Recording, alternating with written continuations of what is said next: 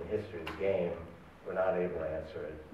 And in fact, Watson got a higher score than the best two human players put together. And what's not appreciated is Watson didn't get its knowledge by the engineers programming all these facts in Lisp or some other computer language. Watson actually read Wikipedia and several other encyclopedias, 200 billion pages of documents written in natural language. And those documents are ambiguous. You know, when you read a Wikipedia article, I'm sometimes confused, what do they mean by this? And I have to read another article, and it's able to do all that cross-referencing and understand it well enough to actually answer these questions in 3 seconds and master it all. It has total recall. Its ability actually to understand a page is less than you or I. You might, if you didn't know anything about the presidency, you might read a page and say, there's a 97% chance that Barack Obama's president. And Watson will read it and say, there's a 62% chance that Barack Obama is president. But Watson will have read, 200,000 pages that deal with that issue and can combine all that information with very good probability theory and come out with a conclusion that there's a 99.99% chance that Barack Obama is president. So it can actually synthesize all this material. It's very impressive, but a very good harbinger of what's coming. If you think about how useful search engines are, they're still based largely on keywords, just looking for words and strings of characters and not really understanding the concepts. There's actually a lot of information that's useful if you actually understood the concepts, which is what these pages were originally created to do. Well, within, I'd say, 5 years, computers are going to be able to do that routinely. I mean, Watson did a pretty good job of that, and that's just the first step. So that's where we're headed. But ultimately, we'll be able to actually expand our thinking into the cloud. So in the few minutes I have left, and we want to leave time for some dialogue, I want to examine a question whether or not all of these technological changes taken together are helping or hurting humanity. And being here in Silicon Valley area, it's an area of the world which I think is pretty bullish about the ability of technology to help with human problems. But there's a strong school of thought that says the world's getting worse and that technology is responsible and things were much better off before technology interfered with their lives. And I remind people to read writers like Charles Dickens or Thomas Hobbes who described life not so long ago, a couple centuries ago, as short, broody, disaster-prone, disease-filled, poverty-filled. But I have a number of these graphs which actually take us through a trip of the last 200 years. If people forget what things were like, well, a lot of people weren't around in 1800. These are all countries. The big red circle is China. Keep an eye on China because it does some interesting things. We're going to see the progress of these countries on 2 dimensions as stand-ins for health and wealth. So wealth, this is a larger than scale with income per person in today's dollars, so you can understand it. And it was in hundreds of dollars. There's a have-not divide. Some countries are better off, but nobody was very rich. And typically, the average was like $500. And then life expectancy on the y-axis was in the 20s and 30s. The worldwide average was 37. Well, what happened? Well, a few countries in the early 19th century were experimenting with the first industrial revolution, and the automation, and there began to be progress which picked up as we got to the end of the century. As we get to the 20th century, you'll see a wind that carries all these countries towards the upper right-hand corner of the graph. The have-not divide does not go away. But at the end of the process, the countries that are worst off are much better off than the countries that are best off at the beginning of the process. And I shouldn't say end of the process because the process hasn't ended. In fact, it's going to go into even higher gear as we get to more mature phases of biotechnology, its effect on agriculture, artificial intelligence, three-dimensional printing, and so on. Education, we are destroying jobs at the bottom of the scale ladder. It's always always easy to describe the jobs that are going away. That started with the Luddites and the textile industry in England in 1800. If I were a Prussian futurist in 1900, I would say a third of you work on farms, a third of you work in factories. But I predict that in 100 years, that will be 3% or 3%. And everyone would go, oh my God, we're all going to be out of work. I said, well, don't worry, you'll get jobs as web designers and chips and social networking sites. And 65% of the jobs today are knowledge jobs, creating some kind of intellectual property. Most of those jobs didn't exist even a few decades ago, let alone a century ago. And we can't really describe them. So the answer would be, well, there'll be new jobs, but I can't tell you what they are. And that's never very convincing. But in fact, we have a higher percentage of the population working. The new jobs pay 8 times as much in constant dollars. I mean, why didn't we have any social safety net at all before 1930? That's when Social Security was put in. Was it just because the country wasn't that liberal enough? It's because the money wasn't there. There's been continual increase in wealth, and we've made continual increases in investment in education in order to provide the higher level of skills, because the new jobs are at the top of the skill ladder. So we now spend 10 times as much in constant dollars per student as compared to a century ago on K through 12. We have 12 million college students compared to 50,000 in 1870. We've tripled the amount of education the child in the developing world receives as double the developed world, because the have not divide, but they're both moving in the right direction. Energy, I don't really have time to get into this in detail, but Larry Page and I did a study for the National Academy of Engineering. And we looked at different emerging energy technologies, and the cost of solar energy is coming down rapidly as we're applying information technologies like nanotechnology to the design of solar panels and energy storage. The total amount of solar energy produced in the world is on this exponential rise. That's a logarithmic scale. It's doubling every 2 years. So the National Academy of Engineering adopted Larry and my reports, presented it to the Prime Minister of Israel not too long ago, who was actually in my class at the Sloan School in the 1970s, and he said, Ray, but do we have enough sunlight to do this with?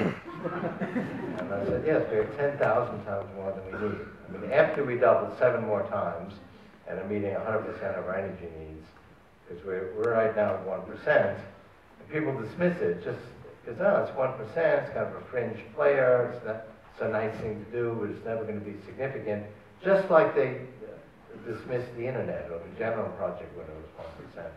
But it's only 7 doublings from 100% in 2 years each. And at that point, we'll be using 1 part in 10,000 of the sunlight. So this is the progress we've made before health and medicine was an information technology, when it was just hit or miss. Still pretty useful. I gave a speech to junior high school kids, 12 and 13-year-old science winners from around the world, and I said, if it hadn't been for this progress, you all would be senior citizens, because life expectancy was 20 1,000 years ago. It's not pushing 80, but this is going to go into high gear as we get to the more mature phases of the biotechnology revolution. According to our models, within 15 years, we'll be adding more than a year every year to your remaining life expectancy. It's kind of a tipping point. It's not a guarantee, but as you go forward, your remaining life expectancy will actually advance, move away from you. So if you can hang in there, you may get to see the remarkable century ahead. Thank you very much.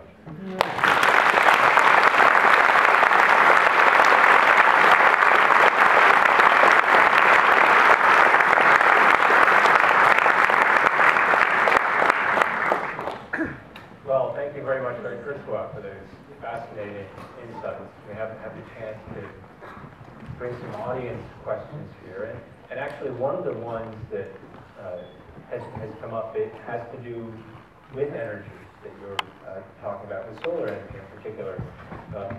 Someone expressing a little bit of skepticism, saying with solar production, with TV production, there's the labor and materials. It's not the information technology side. Can it really continue to grow exponentially, as you talked about?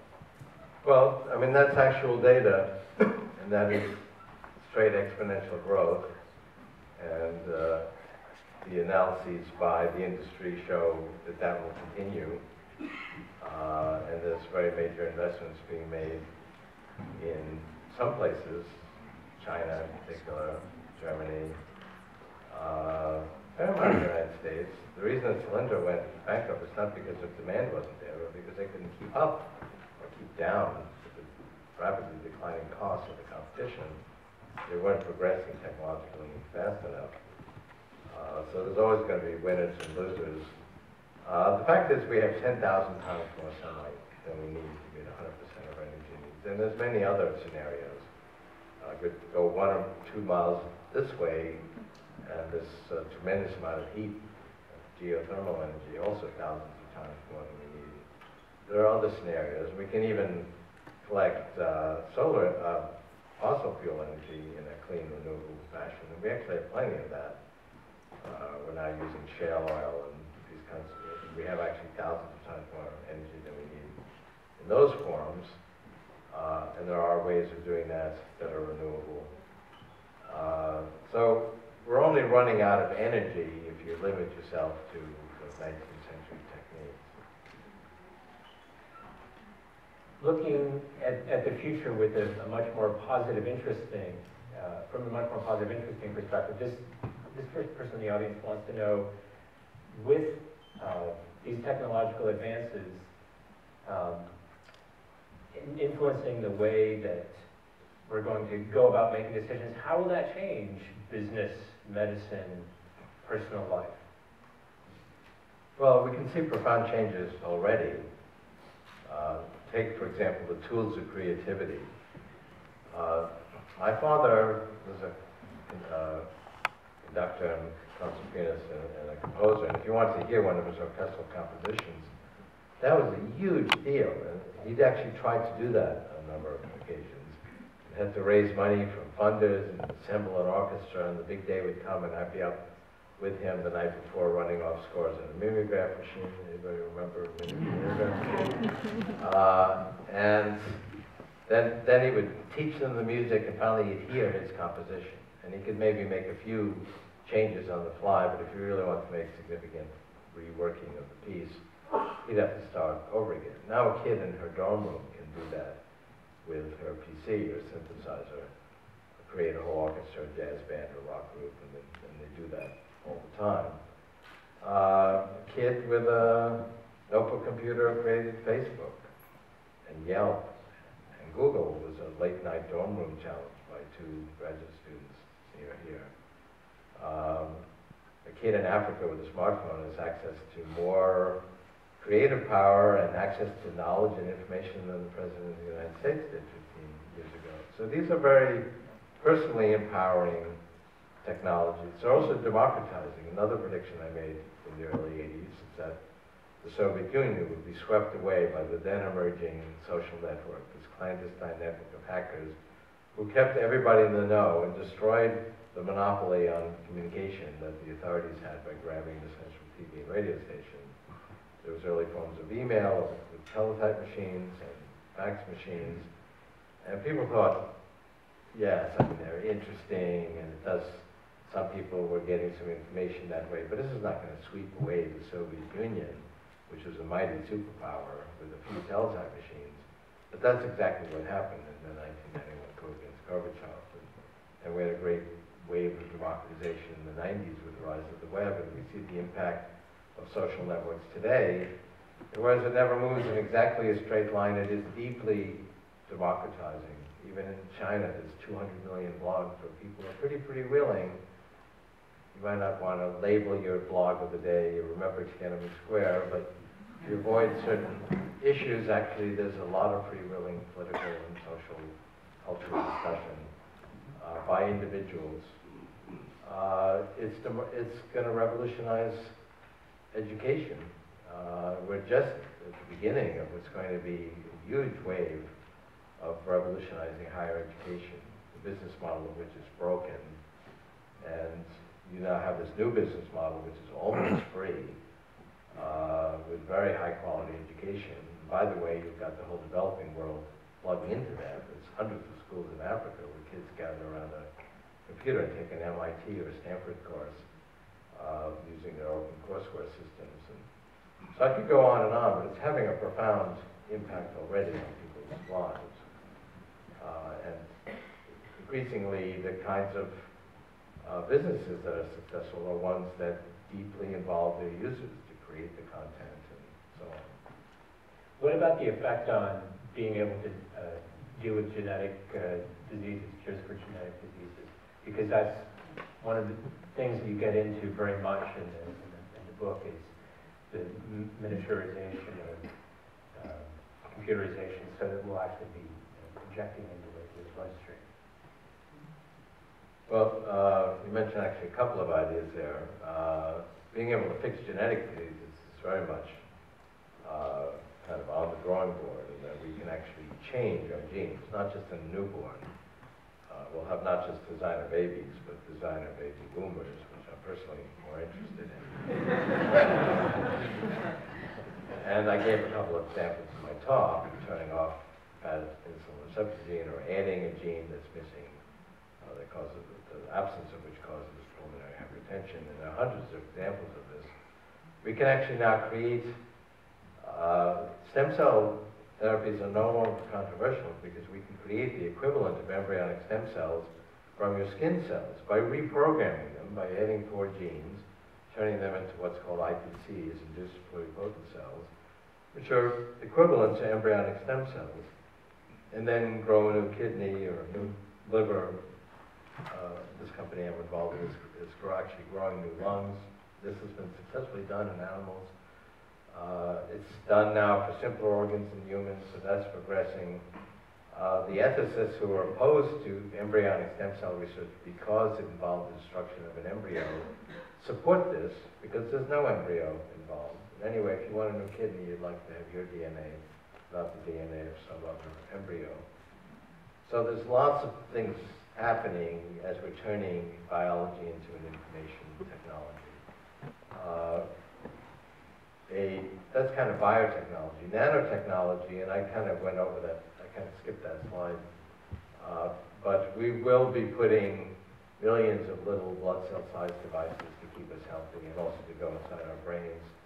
If that sounds very futuristic, there's already dozens of experiments of using nano-engineered devices for therapeutic purposes in animals. One scientist cured type 1 diabetes in rats with a blood cell-sized device. This nano-engineered 7 nanometer pores, lets insulin out of controlled fashion, blocks antibodies. So there's many examples of that. You go out to the 2030s, these can have little computers in them. One application, for example, will be to augment our immune system. Our immune system is great. It wouldn't last very long without it, but it's got some real limitations. It doesn't recognize cancer, for example. It thinks that's you. It doesn't work very well against most viruses. Sometimes it thinks that you are the enemy, that's autoimmune disorders. We can actually fix those problems with a blood cell-sized device that would act like a white blood cell, but would actually be much more intelligent and overcome these limitations. And then ultimately they can go inside the brain and create then gateways from the neurons to the cloud, just the same way that this is basically a gateway to the cloud right now. One of the things that's fascinating in how to create a mind is while you're addressing all these things that seem the stuff of dreams in the future, you also come back to poetry over and over again as a touchstone of it. And you talk about the importance of poetry and the place it has in the hierarchy of the brain. I mean, you even lead with an epigraph from Emily Dickinson. So I'm wondering, what turned you on to poetry? Who got you going? Well, I actually majored in MIT in computer science and creative writing, and my thesis was a book of poems. Poetry is kind of the ultimate expression of language. It's taking the ability of language to represent very high-level concepts and expressing them in a condensed way, an intense way that can really communicate